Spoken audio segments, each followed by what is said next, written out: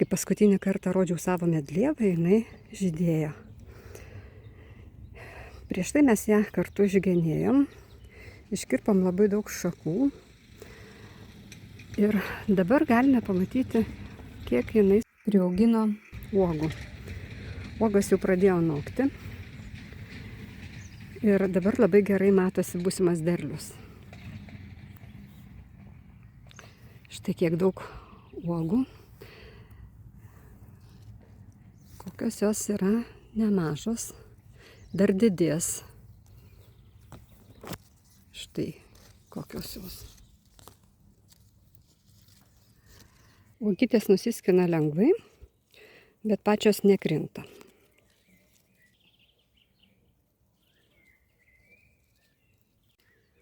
Uogos, kaip matot, sunoksta ne vienu metu.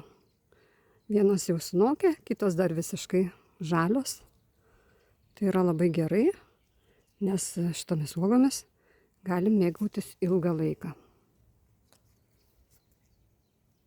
Tik dabar jas reikia jau pradėti saugoti nuo paukščių.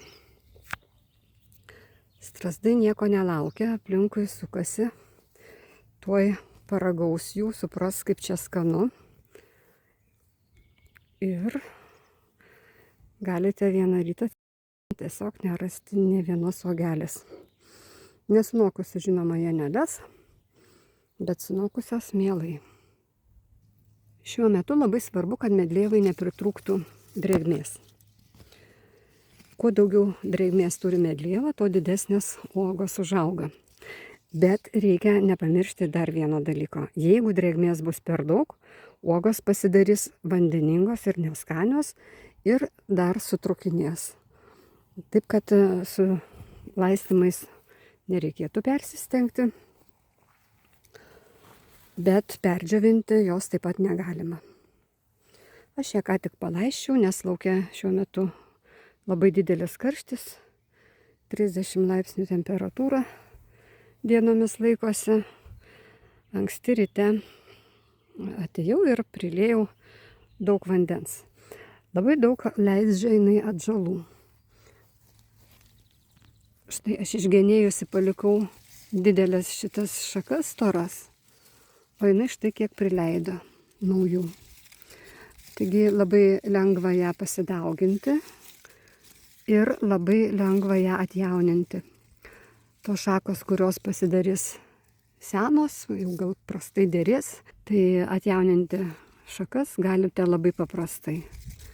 Arba palikdami kažkokį tai žemiau esantį jaunesnį ūgliuką, arba tiesiog išaugindami naujas šakas nuo apačios. Prieaugis labai geras, pusę metro, ūgliai iš apačios išleisti, gal net ir 60 cm. Viršuje taip pat gana neblogai paaugo, irgi apie 50-60 cm. Štai kiek jinai šovė aukštyn. Reikia nepamiršti medlievą apžiūrėti, ar neužpuolė jos vabzdžiai. Labai mėgsta amarai. Na, nepasakysiu, kad labai, nes lapeliai yra gana standus, kieti tokie. Bet naujų ūgliukų viršūnėlėse amarų atsiranda. Ypatingai tokių jaunučių. Štai galite pamatyti, skruzdėliukas jau bėgioja. Ir labai tikėtina, kad čia atsiras amarų. Jau ir buvo atsiradę, aš šiek tiek papurškiojau, paploviau ir jų gerokai sumažėjo. Taip pat labai būna nemažai lapsukių. Bet štai galite matyti, lapas susuktas, jau čia yra lapsukys. Kai šakelės gale kažkur vidury atsiranda lapsukys, nieko labai baisaus, bet jeigu jisai susisuks lapelį viršūnėje, tai šakelė toliau tiesiog nebeaugs. Tai aš tokius radusi tiesiog išskinu ir pašalinu iš čia. Tai jeigu krūmelis pas jūs nedidelis, galite apeiti ir apžiūrėti. Šakelė tokia jauna ir štai vienas lapsukio susuktas lapas, kitas toj pačioj šakelėje susuktas lapas ir dar čia susisukęs lapas nuo amarų. Štai va čia sėdi amarai. Čia jau lapsukiai pagriaužė šakelę.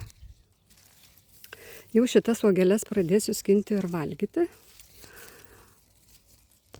O toliau žiūrėsiu, bandysiu apsiginti nuo paukščių. Išbandysiu vieną metodą, apie kurį nieko dar nepasakosiu, nes nežinau, ar veikia. Jeigu suveiks, tai pasidalinsiu jums ateičiai.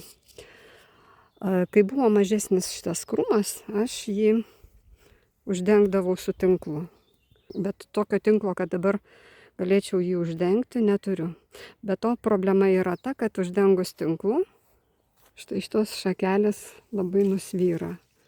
O tokio didelio strypo, kad išlaikytų viršų irgi, na bent jau pas mane nėra, tai aš jau dabar bandysiu ieškoti kitų metodų. Labai skanios šitos uogos yra sušaldytos.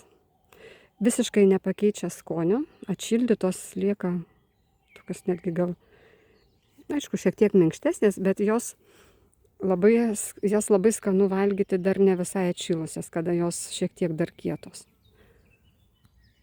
Labai geras skonis išlieka.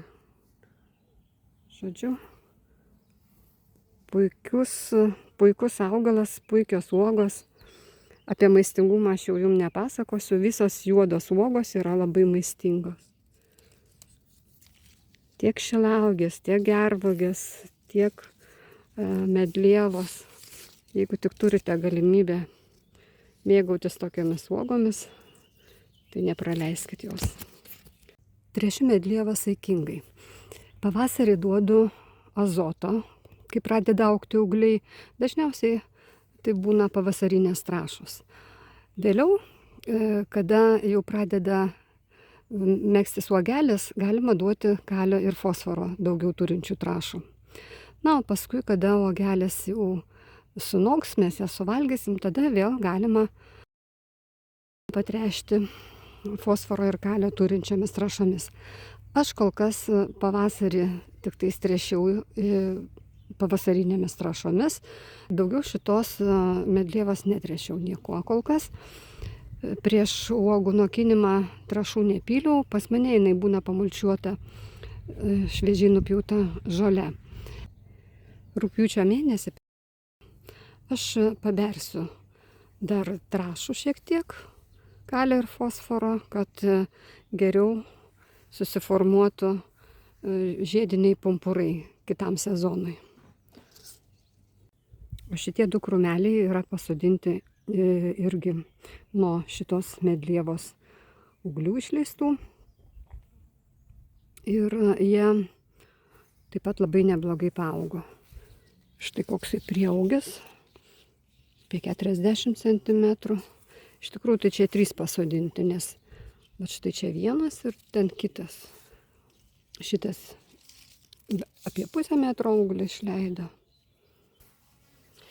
Ir irgi, kaip matau, išleidęs yra iš apačios ūglį, iš šaknų. Šitas toksai tankėjimas truputėlį sukelia problemų, nes reikia šitus ūglius pašalinti, jeigu jų nereikia. Bet nėra tai labai sudėtinga. Išsikarpom ir viskas, aišku, prižels paskui vėl. Na, bet negali būti viskas visiškai tobula. Jei auginate medlievą, ar planuojate ją įsigyti ir norite pamatyti, kaip ją geniu ir kaip jie atrodo žydėjimo metu, siūlau pažiūrėti ankstesnius mano vaizdo įrašus.